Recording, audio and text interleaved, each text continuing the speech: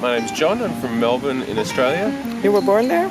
I was actually born in the Philippines. My dad used to work for the Australian trade. Yeah. So, and do you remember anything from Manila? No. No. What age were you when you left? I think I was maybe 6 months when we left. Oh, okay. So, yeah. Didn't write anything down during that time, like keep diary or so? I took lots of photos and I wrote a short book. It was never published.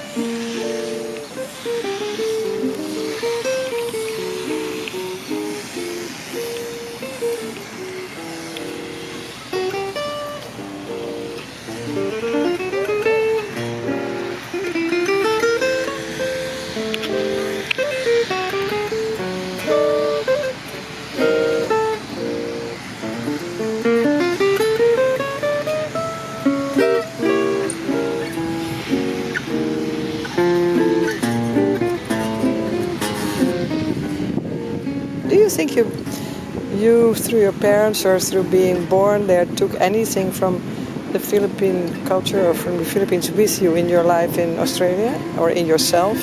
I don't know. I don't think so. Did you ever think about it? I don't remember anything. You never went back to the Philippines? No, I've never been back. No emotional connection with the country? I was very young. I know, but that's the subconscious period where you absorbed your environment, and no, that's actually true. Yeah. And so that can have huge influence on how you develop and that's true. how you feel about things.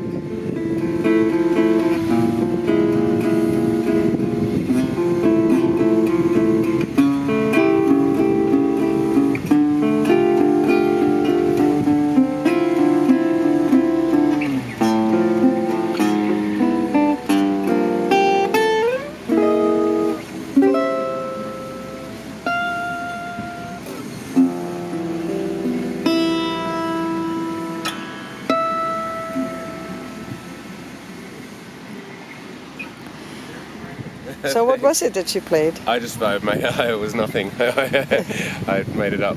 You made it up, so it was an improvisation. Yeah. In that case, I'm so glad that I filmed it because it's worth keeping, actually. Yeah. So if you would record all that, you would have like beautiful CDs. Yeah, I have tried to do it. It's different when you're doing it for a CD. There are a lot more. You can be a lot more critical of every little nuance. It's easy to do when you're just doing it, and you know that it's going to be forgotten in 5 minutes. Good. Would you call the CD improvisations? Yeah, I mean, I would actually love to do that because it's something I really enjoy. And I will follow you around and film you secretly. I think that's the way to do it. Well, that's right. Yeah, I almost have to pay someone to, Yeah. Like sort of watch me around corners with a microphone. Exactly. To be your stalker, your secret stalker, and then. But then you would have to change your lifestyle and always be somewhere where there's no noise. Like now they're building here somewhere and it's really, really noisy. Yeah. So I'm sorry about that, but no, couldn't be avoided. The solo improvisation thing is something I really love. Yeah. Do you sometimes improvise also with somebody else together? Yeah. Like they also play solo and stuff? Yeah, I love doing that too.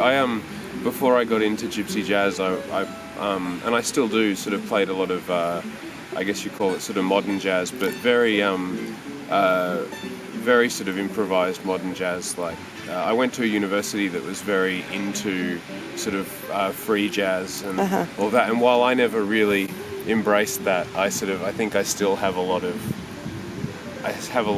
sort of feeling for that music. Yeah, so have I actually. Yeah. Well, I think you have a feeling for discovering new ways, or you're like how do you call this? Like those people that travel the world to discover new countries or something. Yeah, that's you're an explorer, isn't it?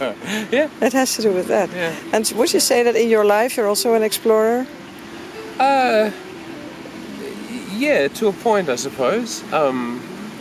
I sort of the last few years I've just basically explored this kind of 200 meters of campground. Now whenever I leave Australia, I just come to the same place every year. But I mean, like exploring different ways to do things, or I don't know, in your daily life at home. Could you feel that's quality in your personality? Can you recognize that, or is it only in the music? It's probably only in the music, I think. Yeah.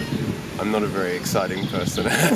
Well, that depends on how you look at it. For me, I'm definitely an explorer. I'm exploring new professions, new friendships, new countries, new ways to do stuff all the time.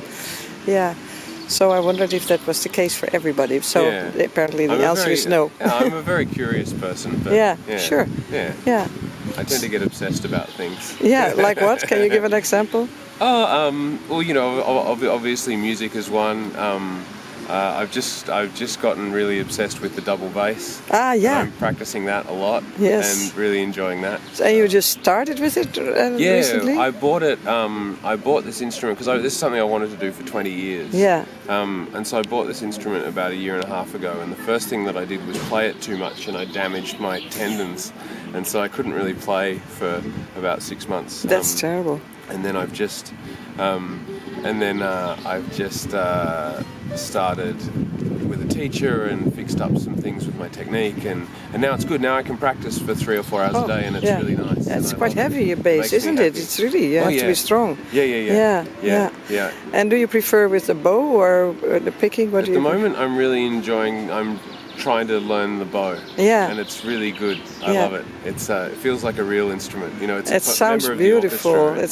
I love that low rumbling sound that it makes. Yeah. I like low tones. Yeah. Somehow connects to your inner vibrations maybe. I'm just a low person probably. That must be it.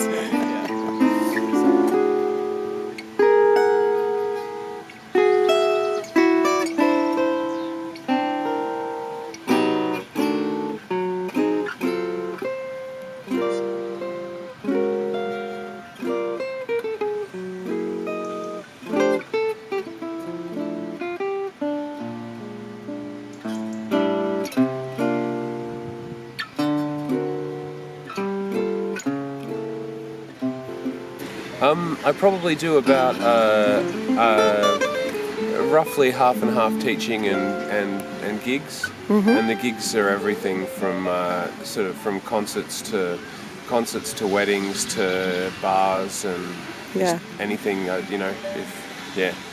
anything at all, and sort of a few different kinds of gigs, like a lot of gypsy jazz, but also a lot of also sort of accompanying singers is something I really love doing. Melbourne's a fantastic place for music, and everyone that I play with there is inspiring and fantastic. That's wonderful. In terms of sort of famous musicians, though, there are sort of 3 that have really been important for me.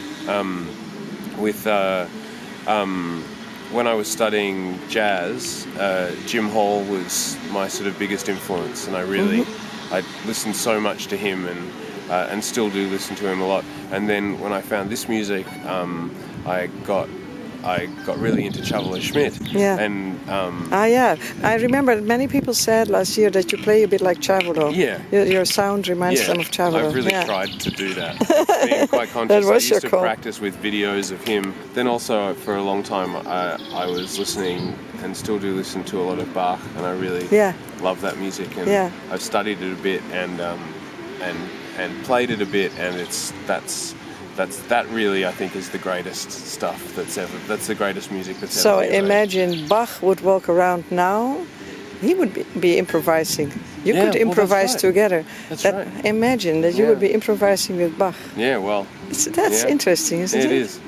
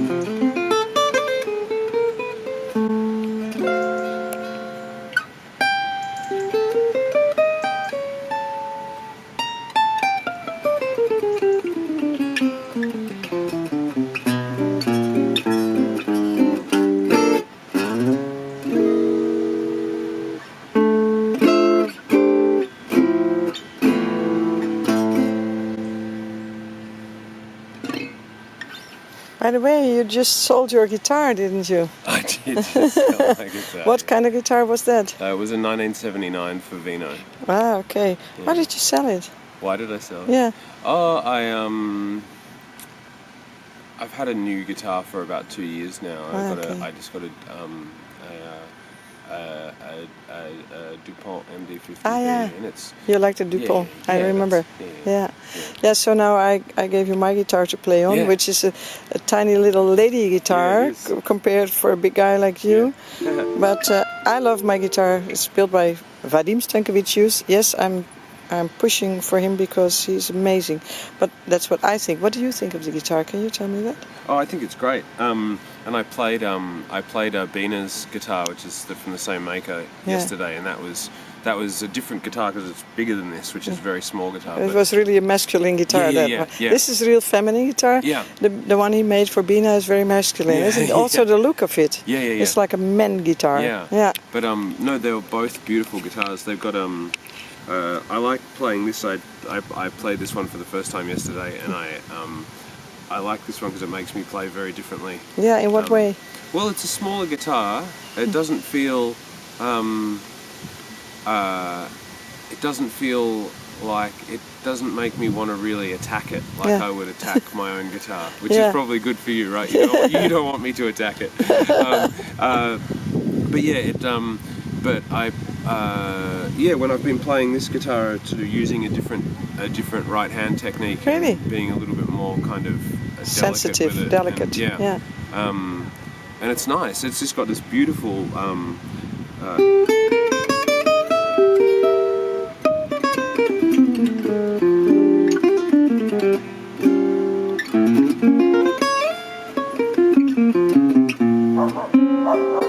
Just this really nice sort of full balanced tone. Yeah. It's really kind of it's not harsh at all. I'm gonna film that dog for a second.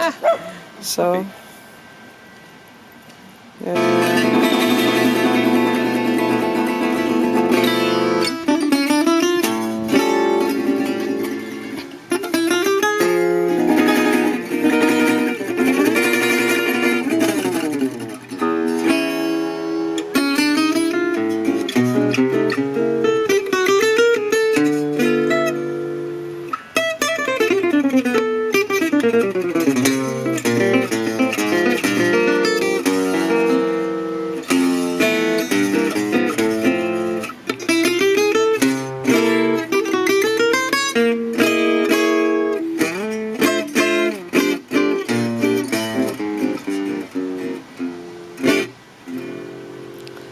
well, it was a very civilized way of going wild.